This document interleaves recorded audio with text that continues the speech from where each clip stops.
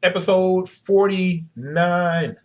A lot going on this week in the world of sneakers, and I need to time this because when I say there's a lot going on, man, there's a crazy amount going on. I apologize for looking down at my phone. I have to do some updates, so I'm not going to run the time. But let's get into it because there's about 6 tabs for me to go across. If you see right here when I'm moving the mouse, you see right, man, there's like 6 tabs for me to go across, and it was some big things happening. But let's start at the low end and hit the low part of it first, and then we're going to work our way up to the big stuff that happened this week. And most of you guys already know what I'm talking about. But here we go. Bodega and Adidas Consortium, they dropped this shoe called the Patchwork. And looking at this shoe explains perfectly why Adidas is winning. Um, we would all like to say it's Yeezy and its product and all this other stuff. It's a combination of everything, but the most important aspect is Adidas understands collaboration. Adidas understands marketing. And when you sit down and you create a great fashionable pack like this, I think you get what's happening with today's client or customer in sneakers. So Adidas is winning. They're doing a great job of creating these shoes. You can go to the website, it's down here, and click on the link and read more. But I love this patchwork pack, man. And that Aniki is just fantastic. All right, next shoe, next story. Um, Onitsuka Tiger, Asics. Asics collaborated with Anrealage in Paris Fashion Week. So they delivered this shoe, this project, and it features AR technology. And Asics is like my brand to watch this year. You guys have to pay attention to what they're doing. They're doing some fantastic work. Some of the things are kind of hit and miss, but they're doing some really great work in collaborations this year. And this one is kind of dope. With augmented reality, what you're getting is a shoe that's actually interactive. Now, if you look at it, it kind of looks like the Z-Vest Doja from Nike from a while back, if any of you guys remember that shoe. Well, this one actually has a lacing system. So it's not just here and it's not just a slip on. It has a lacing system that you can lace in any way through any of these holes. And it's kind of dope, right? But it also has basically an app that has to be downloaded. And once you point it at that shoe, then you can listen to a narrative about Saka. Actually, it's Mr. Ichiro Yamaguchi. And you can talk about the AR sound that's there. And I mean, I wish I could explain it more clearly. Go and read the article, it's down here. But check out this reflective image that comes up when you take a picture of the shoe. If you notice up here, not it, reflective, not reflective. It's kind of dope. Now, does it look that great? No, it doesn't, but it's a very unique delivery from ASICS. Now, obviously, I'm running over and I don't want to go that long because we got a lot to get into it. If you stay with me this whole time, you're going to be like, yeah, that's dope.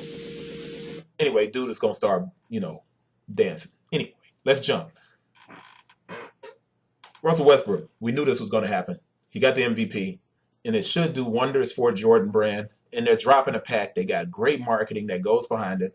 But here's where Jordan brand fails, where Adidas shines. When you look at what Adidas is doing, it looks rough.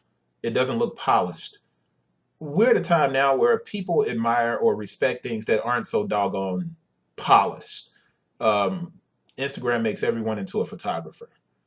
Here we have a pack, and everything just looks so clean. It's sterile.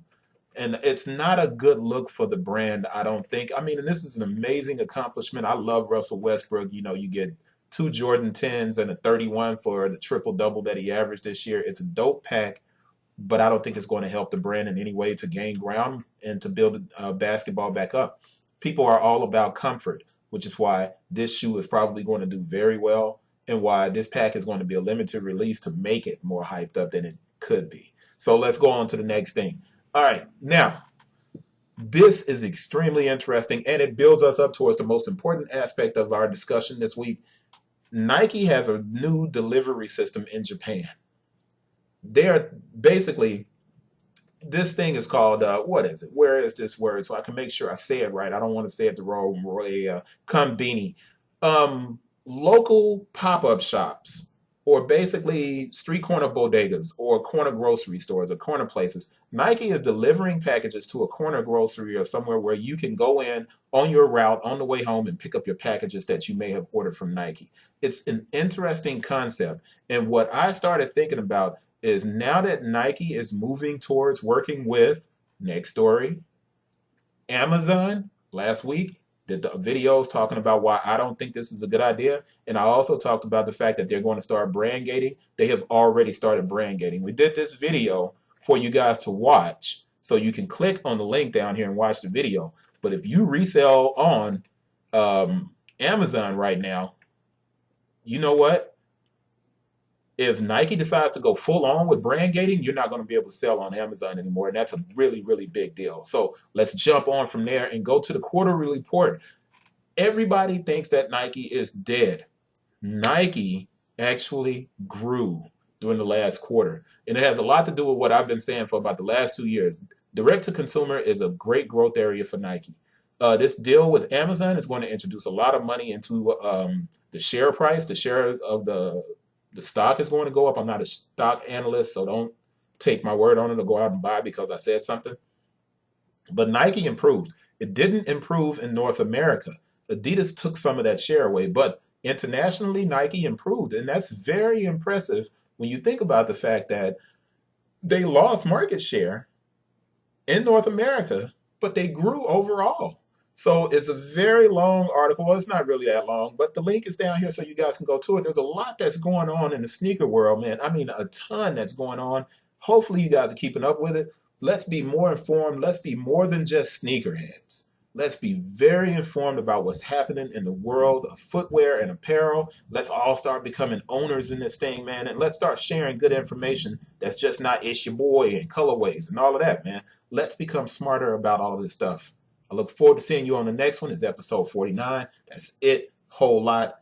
Click the links in the description. Subscribe. Share with your people. Respect. Peace.